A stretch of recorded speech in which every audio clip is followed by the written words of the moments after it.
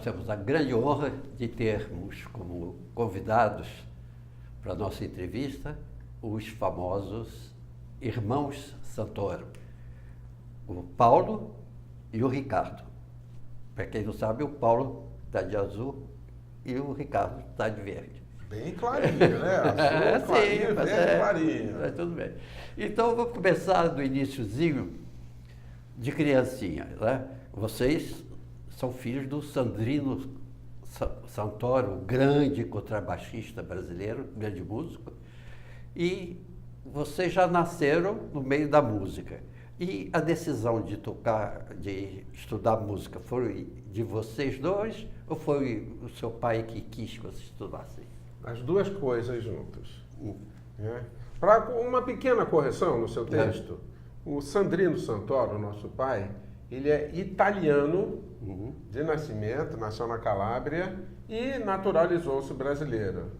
É uma espécie de Noel de Vos, um francês que naturalizou brasileiro e é mais brasileiro do que francês. Hoje o meu pai é mais brasileiro do que italiano. Mas vocês nasceram aqui, né? Isso, nós somos brasileiros e temos dupla cidadania, brasileira e italiana. Então, respondendo a sua pergunta, as duas coisas, tanto o nosso pai nos incentivou, como nós queríamos fazer música. É evidente, todo filho imagina ter a mesma profissão do pai, né? Então, nós temos fotos assim, pequenininhos, no alto do banco do contrabaixo, tentando segurar o contrabaixo. Divertidíssimas essas fotos. Então, foi assim, foi o pai incentivando e os filhos querendo imitar o pai. Foi fácil a música entrar nas nossas vidas. Então vamos perguntar ao Paulo agora, vocês começaram direto no violoncelo ou começaram tocando flauta doce, essas coisas? Então, a gente começou, antes do violoncelo, teve a flauta doce. Mas antes da flauta doce, nós já estudávamos a teoria musical. Então, aquela parte chatinha, mas que é tão importante, né, que nos deu tanta base, tanto fundamento nos dias de hoje, essa parte da teoria. Então, foi a teoria musical, a flauta doce, né, já sabendo ler as notas, não era só ali assoprar o instrumento. O piano, tivemos aulas de piano. O piano, sim, há algum tempo, não foi pouquinha coisa não, alguns anos. Aí, posteriormente, em torno de 12 para 13 anos, nós iniciamos aí sim no violoncelo.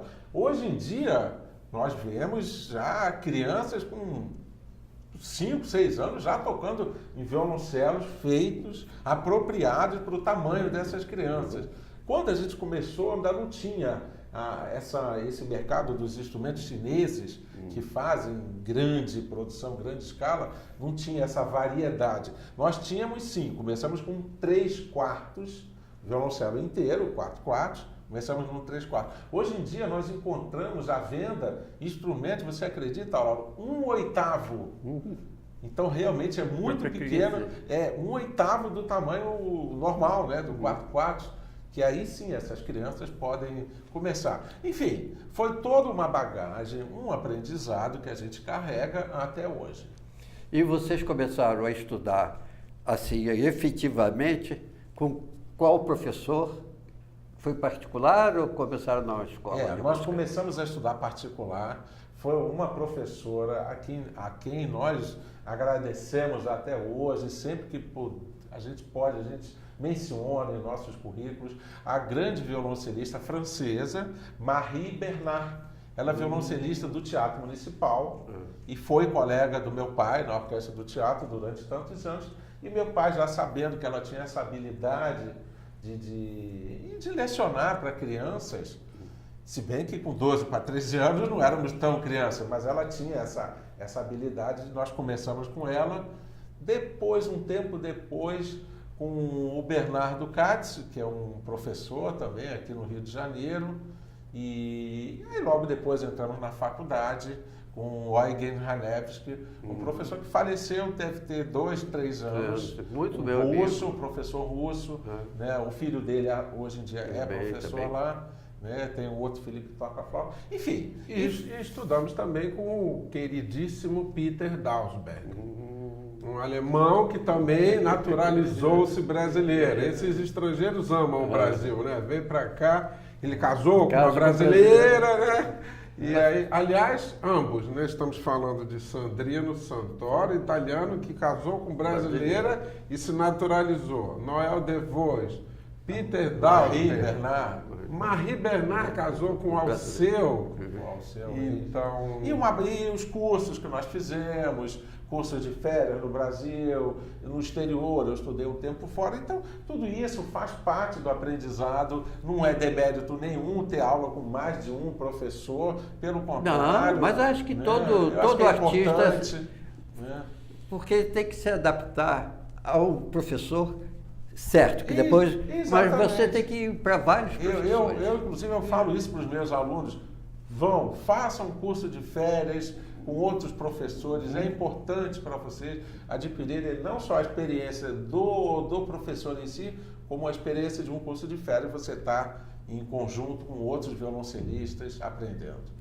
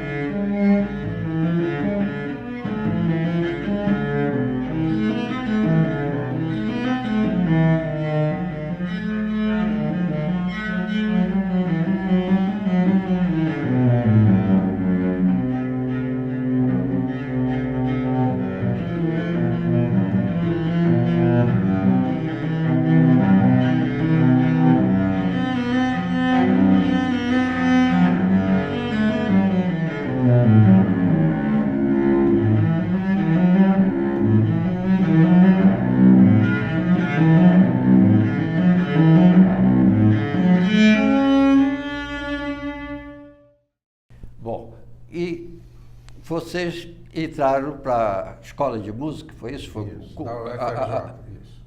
Então, o baixeira lá de vocês foram todos lá. Isso. E depois? Vocês Depois continuaram? o mestrado lá também. Eu fiz lá, o Paulo fez na Unirio e futuramente, quando o tempo permitir, Vai fazer doutorado. Doutorado. Que dá trabalho, mas não é impossível. A ideia é fazer o doutorado. Mas vocês hoje também são professores, né? Isso. Eu dou aulas particulares em casa e o Paulo dá aulas no Conservatório Brasileiro de Música, uma instituição centenária. Eu estudei 80 anos. 80 anos Não esse é o ano. que é? Eu estudei lá quase 10 anos também. É octogenária? Uma coisa assim. É. Mas é um prazer. O conservatório, como toda instituição particular que não é federal, enfrenta as dificuldades, é cobrado a mensalidade, não é barato, mas eu acho que como é um grupo, um organismo menor, as pessoas se entendem, conseguem se entender, há menos brigas do que nas universidades federais, e a gente vai fazendo uma carreira lá, ajudando os alunos, enfim, é importante não só atuar como intérprete, mas transmitir, né, passar para os alunos o que a gente conseguiu adquirir. Bom, aí vocês tocam na orquestra e em orquestra também. Vocês tocaram em quais orquestras? Nós tocamos na OSB, Orquestra Sinfônica Definitiva Brasileira, e na Escola de Música. A UFRJ mantém uma orquestra sinfônica. Então nós somos também da Orquestra Sinfônica da UFRJ. E há muito tempo que vocês estão na USB? 30 anos. Entramos em 86. Hein, Laura, acredita nisso? 30 anos no mesmo emprego? E na UFRJ entramos em 89, então... Eu trabalhei 40 na rádio, eu já É conheci. muito tempo, né? Conheci vocês desde cedo. E meu pai também trabalhou muito Comigo na rádio, todo dia de manhã eu encontrava com ele. Nós gostamos de relações longas, né?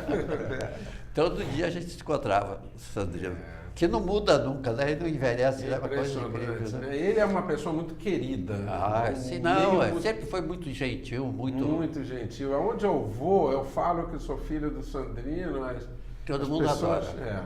E eu vou abrir um parênteses aqui, extra musical. Você falou que o Sandrino não muda muito.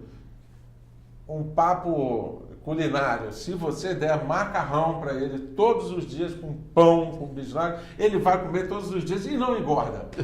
Isso que é o incrível dele, né? Ele consegue manter mesmo, não é? É.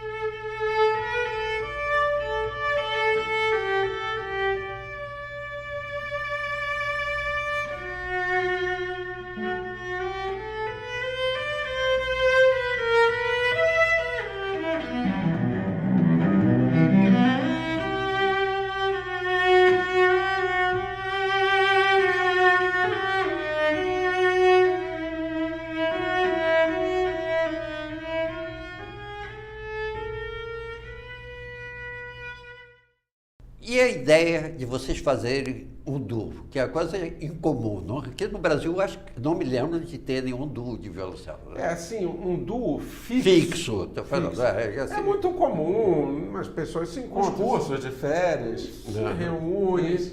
Olha, a ideia partiu do Hanevski. Ele falou, olha, agora vocês estão terminando o curso aqui, a graduação. Por que vocês não fazem um duo de violoncelos? Não existe um outro duo de violoncelos. Vocês podem ter uma belíssima carreira. E realmente, descobrimos que, além de ser inusitado, um duo de violoncelos de irmãos gêmeos é mais inusitado ainda. Então, nós tivemos, assim, ao longo da nossa carreira, uma grande ajuda da imprensa, porque sempre admirou, sempre vende, é uma imagem bonita ver dois irmãos gêmeos na mesma profissão e com o mesmo instrumento. Né?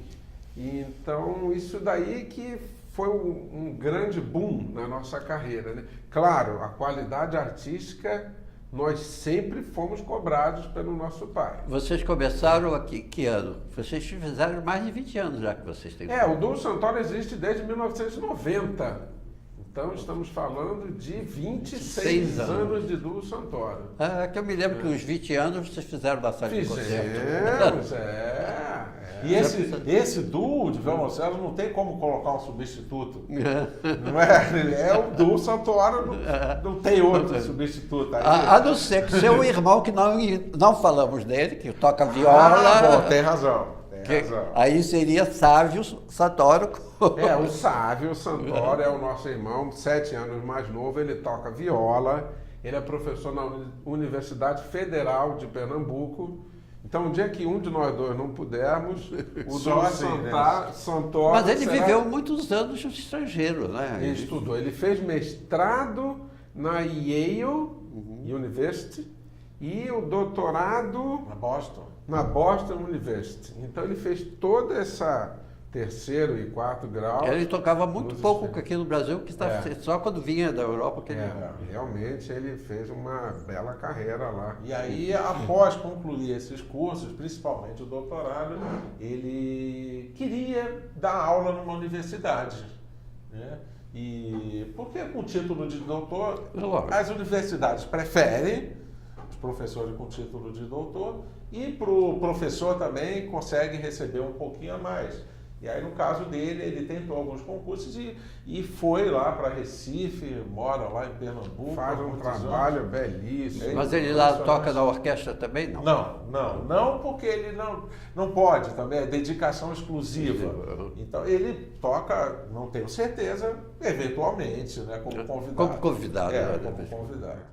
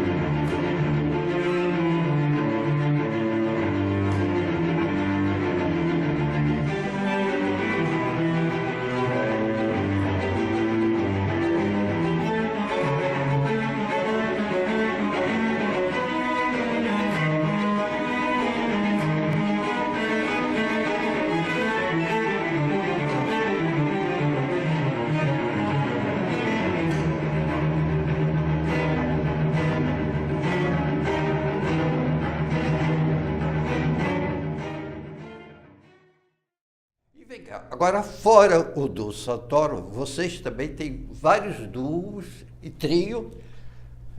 Assim, tem um trio que, para mim, que os outros, me desculpem, que eu acho o melhor trio brasileiro, é o trio Aquários. Esse lado camerístico sempre foi muito forte, sempre foi muito presente nas nossas carreiras. Então, depois do Duo Santoro, que nasceu em 1990, eu criei o Trio Aquários em 1991. E estamos juntos desde então. Então, estamos falando de 25 anos de carreira, para você ver como eu gosto de relações longas. Né? Eu convidei o Ricardo Amado, violinista fantástico. Vamos fazer um trio? Vamos. E aí nós convidamos a Miriam Braga, que agora mora em Jundiaí. O nosso trio era a Miriam e os dois Ricardos. Muito bem, a Miriam voltou para Jundiaí em 93, ficamos sem pianista. Quem chamar? Aí pensamos num outro Ricardo, né, para fazer o trio Ricardo, em vez de trio Aquários, né? Aí ele chamou, o Ricardo Amado falou, olha, temos duas opções, ou o Nelson Freire ou o Flávio Augusto. Olha como ele equiparou bem o Flávio, ou o Nelson Freire ou o Flávio Augusto. Eu falei, então vamos falar com o Flávio Augusto primeiro. E aí ele topou e estamos com essa formação desde 1993, até hoje.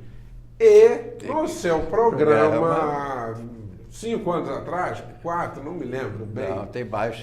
E tocamos lá o Trio Aquários, foi um momento realmente inesquecível. O Nelson Freire ligou para Maria Alice Coelho, você conhece? Lógico. Isso, ligou para Maria Alice Coelho e falou, que trio espetacular é esse que está tocando no programa do Lauro?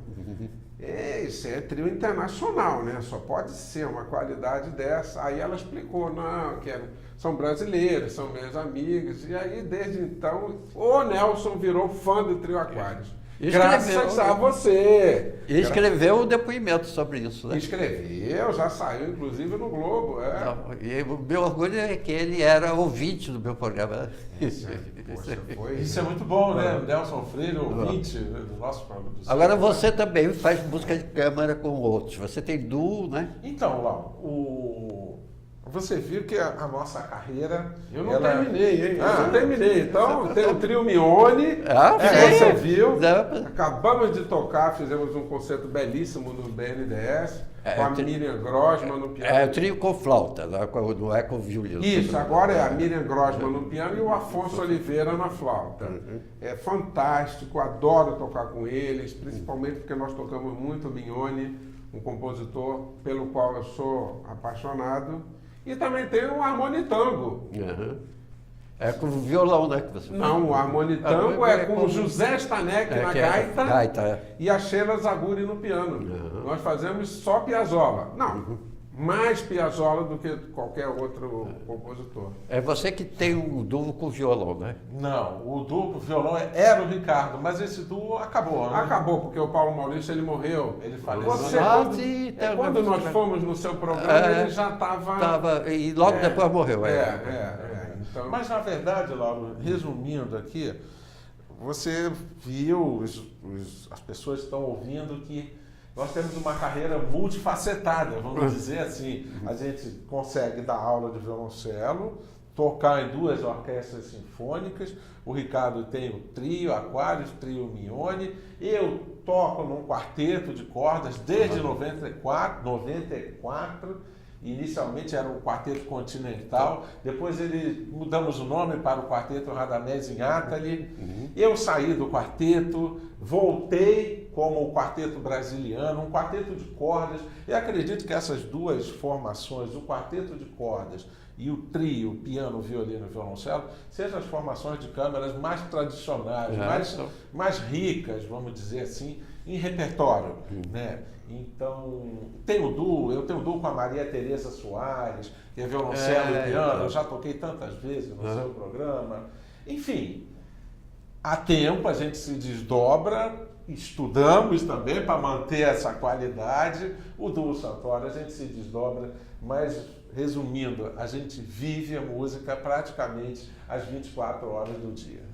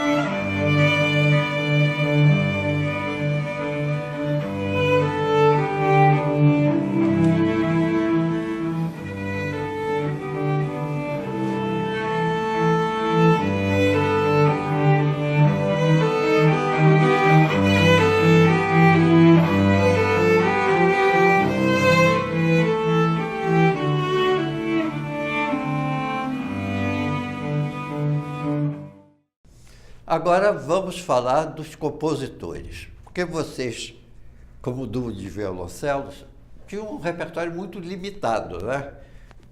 Tinha que fazer muita adaptação, né? Muita transcrição, alguém fazer arranjos para você. Exato. E fora isso, um bando de compositores brasileiros foram compor para vocês. É isso que eu quero que vocês agora falem sobre isso. O repertório para 2 violoncelos, ele quantitativamente, ele é muito numérico no período clássico e pré-clássico.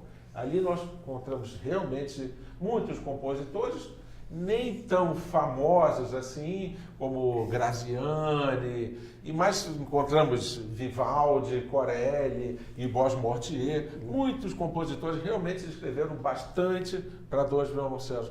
Mas, evidentemente, que a gente ficar limitado ao período clássico e pré-clássico, chegando no barroco, não é o ideal. Enfim, começamos, e aí, vamos encarar o duo de violoncelo? Vamos. Vamos ter que fazer uma pesquisa de repertório, como você bem falou, que é limitado. Temos excelentes compositores brasileiros vivos, ávidos por escrever. Vamos propô-los uma nova formação, dois violoncelos. E aí a coisa foi tomando um corpo, o duo Santoro foi se projetando no mercado, os compositores foram conhecendo o nosso trabalho e vice-versa, nós também passamos a conhecer o trabalho de alguns compositores, até então que a gente conhecia pouco, apenas de nome, e o repertório foi crescendo de tal maneira que nós gravamos em 2013 um CD somente com músicas brasileiras. Ah, encheu, completou o repertório? Evidente que não. Ali foi, eu acredito que um quinto, um oitavo do repertório que a gente tem para gravar, enfim, para tocar. Então foi isso. Essa simbiose de compositores querendo escrever, com uma formação nova surgindo no Rio de Janeiro e intérpretes querendo tocar, surgiu nesse belo trabalho do duo Santoro, que vem crescendo há bastante tempo. Agora eu quero que vocês falem dos compositores. Isso. Então vamos lá. Vários, como ele falou, vários já escreveram para a nossa formação. Eu vou citar alguns. João Guilherme Ripper. Hoje É uma pessoa extremamente ocupada, mas ele, com todo o carinho do mundo, fez uma música pra gente chamada Cantiga e Desafio. Nós gravamos, está no nosso primeiro CD.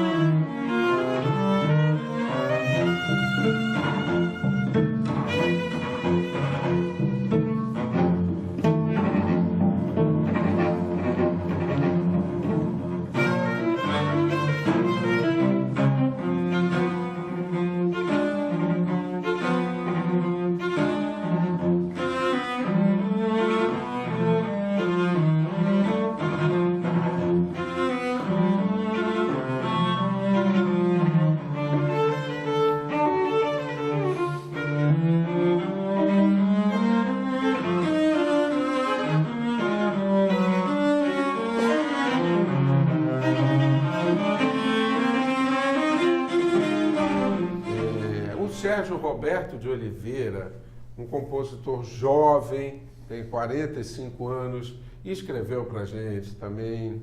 Quem mais? O querido Vilani Cortes escreveu também pro duo Santoro. Olha, uma infinidade. O Ronaldo Miranda escreveu uma música que está inédita. Ela vai entrar no nosso segundo CD, que já começamos a gravar. Até o final de 2016 ele será lançado, possivelmente na Sala Cecília Meirelles. O Ronaldo Miranda escreveu uma obra belíssima para a gente também. Um jovem compositor que está despontando aí no cenário, Dimitri Servo.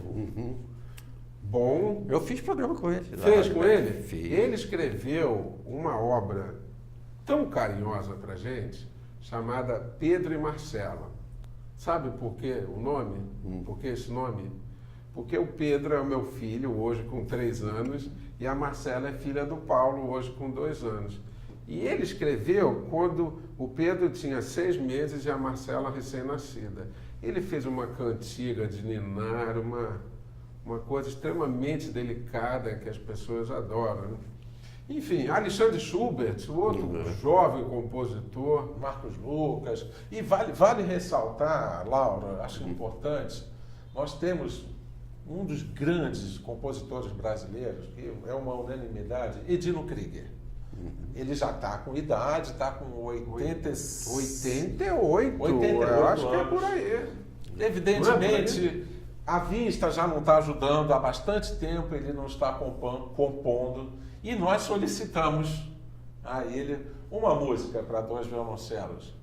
Depois de muito insistir, muita dificuldade, evidente, da parte dele escrever, ele tem escrito atualmente com uma lupa, né? E ele conseguiu, não escrever não é uma composição inédita, mas ele fez uma seresta originalmente para a orquestra de cordas, ele fez um arranjo para violoncelo e piano, e desse arranjo ele fez uma versão para 2 violoncelos da sua famosa seresta. Então, atualmente, eu creio que seja a última obra que ele escreveu. Né? Então, vale a pena deixar mencionado que esta obra também será incluída no próximo CD do Duo Santoro. Então, sem desmerecer quem nós não citamos aqui, nós estamos muito bem servidos de compositores. Pois é. Não dá para falar todos aqui, porque agora não me veio à mente.